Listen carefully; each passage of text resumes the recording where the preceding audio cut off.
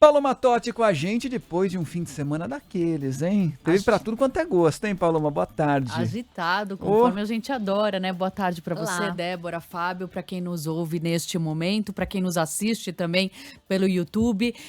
Ontem estive no Morumbi. Eu adoro ir ao estádio, né? E realmente é muito gostoso acompanhar uma partida do Morumbi, mas vou fazer algumas observações aqui também ao longo da coluna do nosso papo de hoje. Começando falando do jogo mesmo, dentro de campo, o Palmeiras começou melhor, mas o São Paulo buscava muito o jogo e ao mesmo tempo não conseguia chegar no gol. Mesmo assim, né, o tricolor saiu na frente, numa saída errada de bola do Everton, mais um erro do Everton nos últimos tempos. Alisson 1-0 para o tricolor. Aí o São Paulo passou a gostar mais, a entrar mais no jogo, que ficou bem disputado. Um segundo tempo também bem movimentado, bastante movimentação, muita disputa, né? E aí, destaque para as polêmicas também do jogo e muita reclamação dos São Paulinos. Vamos a elas então. Primeiro lance, Richard Rios na falta no Pablo Maia, violentíssima.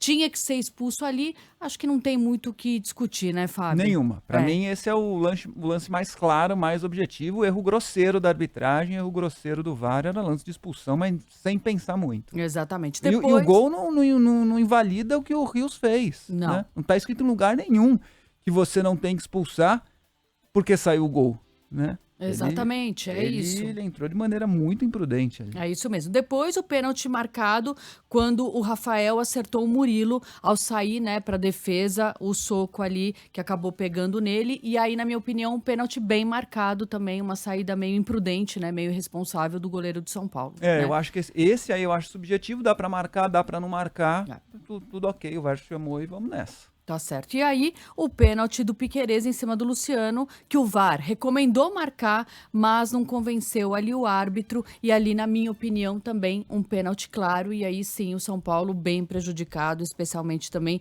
por esse lance. Talvez ali no momento do jogo, ok, não viu muito rápido, né? Tudo acontece de forma muito rápida, mas existe o recurso do vídeo justamente para isso. E aí eu não entendo mais o que falta fazer para a gente adquirir um padrão de qualidade bom para que o árbitro, o VAR seja mesmo um recurso, né, Fábio? Ali foi a interpretação pura do árbitro, né? Porque a árbitra de vídeo chamou. Ela identificou ali o toque que houve do Piquerez na perna do Luciano. E o árbitro viu que houve o toque. É claro pela imagem. Aliás, aquele toque na perna do Luciano é mais claro do que a situação do Rafael, que realmente acertou a cabeça do Murilo. Sim. Mas até agora não tem uma imagem que prove que ele não tocou também na bola. Mas é por isso que eu digo que é subjetivo, né? Ele usou uma força ali excessiva, o árbitro optou por marcar o pênalti. Se marcou aquele, pra mim, teria de ter marcado o outro, que foi mais evidente. Concordo, perfeito. Da parte tática, o Carpini foi bem diante dos problemas que tinha ali pro jogo, né? Sem o Calleri suspenso, o Wellington Rato também fora. Então ele mostrou que tem boas opções para variar esse time do São Paulo taticamente. Foi com 3 zagueiros, na frente o Ferreirinho, o Luciano e o Lucas um pouquinho mais recuado, os laterais avançando mais. Então o São Paulo poderia ter saído com a vitória, não deu, mas vê boas possibilidades nesse time, nesse elenco tricolor. E aí, quando a gente fala de elenco forte, né, vale pro Palmeiras também, porque ontem os que entraram ao longo do jogo, as mexidas do Abel também entraram muito bem e o Abel pode dar mais tempo de jogo para esses jogadores que foram a campo ontem ao longo da partida. Foram boas alternativas pro Abel. Com o empate, o São Paulo se manteve na liderança do grupo D, mas ainda não está classificado. O São Paulo enfrenta o Ituano em Itu, já o Palmeiras recebe o Botafogo de São Paulo, Botafogo de Ribeirão Preto, em Barueri. Bom, vamos lá. Algumas considerações aqui sobre o jogo, né? A história de não liberar a sala de coletiva para o time visitante é uma atitude muito pequena do São Paulo. Assim, lamentável, né? Se aconteceu no estádio do Palmeiras, como foi dito e depois não confirmado, porque já tem circulando, faz muito tempo que eu não vou cobrir jogos, né? Porque nós jornalistas, a gente que vive muito nesse ambiente do futebol, sabe que o espaço para equipe visitante é muito ruim. Nossa. Isso assim, em qualquer estádio. Eu me lembro, não sei como tá, repito, como está hoje na Vila Belmiro, mas na Vila Belmiro, meu Deus do céu. Aquilo era insalubre, né? Hoje melhorou muito, mas era subsolo insalubre. ali era Terrível. Você atravessava, você lembra? Você atravessava um túnel que passava Sim. por baixo do campo. Não tinha janela, não tinha nada. E era constrangedor, porque com 1 minuto de entrevista coletiva, a gente se amontoando lá pra ouvir o treinador pingando, escorrendo. Forno. Era um negócio insalubre. Estendiam um banner ali, né? E ali mesmo Era faziam... terrível. No antigo Parque Antártica também era horrível. Era muito difícil para o visitante. Normalmente é assim, né? Em poucos estados, só nessas grandes arenas, realmente que existem locais apropriados para a entrevista coletiva do visitante, e no Morumbi há local apropriado. Tem sim. Né? Não é uma mega sala e tal também, mas há uma sala também. E eu vi algumas fotos, algumas imagens da parte destinada à imprensa visitante no Allianz Parque, no estádio do Palmeiras. E assim, há uma sala, há um espaço. Então, não serviu muito como disputa, não. Claramente, o São Paulo ficou mordido com os erros de arbitragem, mas não dá para misturar as coisas. E aí eu estava lendo um jornalista que eu admiro bastante, né, que fala algumas coisas bem interessantes. Abel Esperneari fazer o que faz com a arbitragem só enfurece o torcedor. São Paulo fechar a sala de entrevista, mesmo que por reciprocidade, só enfurece o torcedor. A vida segue para eles e os torcedores estão aqui se xingando, exalando ódio e demonizando o rival. Parabéns a todos. Fábio França, conhece? Gostei bastante do que ele escreveu. É bem isso. Os caras estimulam a raiva entre os torcedores. Olha o post, ó, para quem estiver assistindo a gente, as palavras aí do Fábio, eu gostei bastante disso. É um desserviço pro entretenimento, pro futebol, para tudo aquilo que o esporte de fato deveria oferecer. Exato. E aí ontem, né, em algum determinado momento, quando você vai ao estádio, você olha, né, aquela atmosfera, o espetáculo que é o futebol, né, o papel bonito de uma torcida organizada que arrepia quando canta, e faz falta ter a torcida rival, né, quando era destinada. Isso, assim, a gente sucumbe, né, vence a violência. Porque você ter que estabelecer uma torcida única é chegar no limite, né, de que não há convívio, não há diálogo, não dá para misturar. E isso é muito ruim. E ontem eu fui assistir a partida num restaurante japonês que tem no estádio do Morumbi. Programa super gostoso, família, pais com filhos, as mães também, um ambiente super legal para assistir uma partida de futebol. Do lado, sem proteção alguma, né? Só tinha uma grade assim baixinha, tinha um espaço destinado a outros torcedores, cadeirantes também, que estava mais vazio. E tinha ali meia dúzia ali de torcedores que em algum momento devem ter tentado procurar um Wi-Fi, acharam uma rede chamada Palmeiras Replay.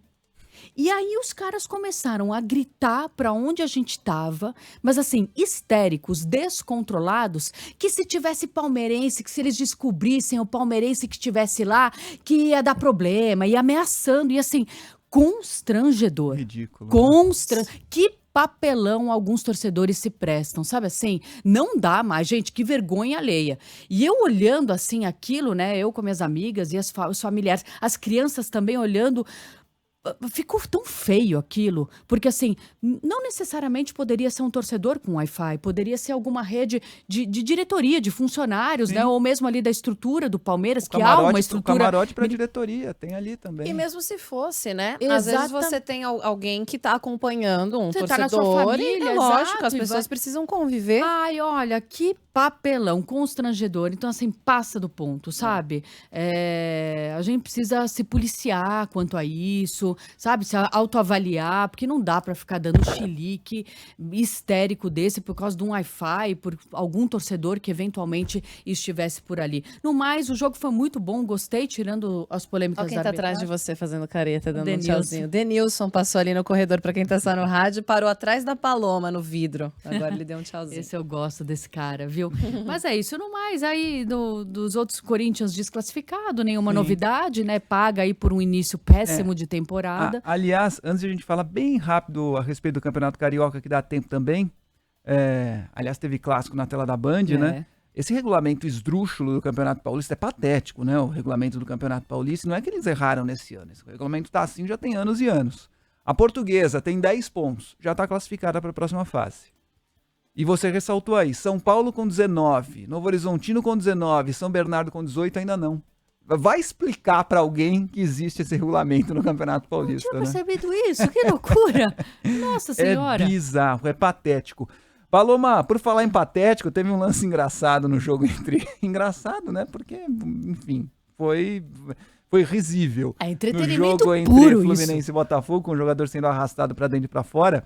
Mas ali dentro de campo, ó, vai pegar, hein? Flamengo e Fluminense na semifinal, do outro lado tem Nova Iguaçu e Vasco da Gama, o Botafogo ficou fora, né? Ficou fora, né? E assim, não deixa de ser um papelão, né? Segundo ano seguido. Exatamente, o Botafogo ali com os reservas, priorizando a pré-Libertadores, que eu também acho um erro, tinha que focar ali, o John Textor disse que tem que focar, prioridade a pré-Libertadores, mas o Campeonato Carioca é um campeonato importante, de início de temporada, né, pra medir aí a força do elenco, e o Botafogo demorou muito pra acordar, agora tá dando jeito com o Fábio Matias, né, o interino, reagindo, os jogadores ganhando, retomando confiança, né, ontem uma boa partida dos reservas do Botafogo, mas assim, não dá. Do Botafogo tinha que estar nessa classificado e na disputa aí das decisões do Campeonato Carioca, né? Parabéns aos que avançaram. É isso. Semana que vem o bicho vai pegar Flamengo e Fluminense, do outro lado tem Vasco da Gama e Nova Iguaçu. Paloma, obrigado, um beijo. Um Boa beijo. semana. Até Valeu. amanhã pra Valeu. nós.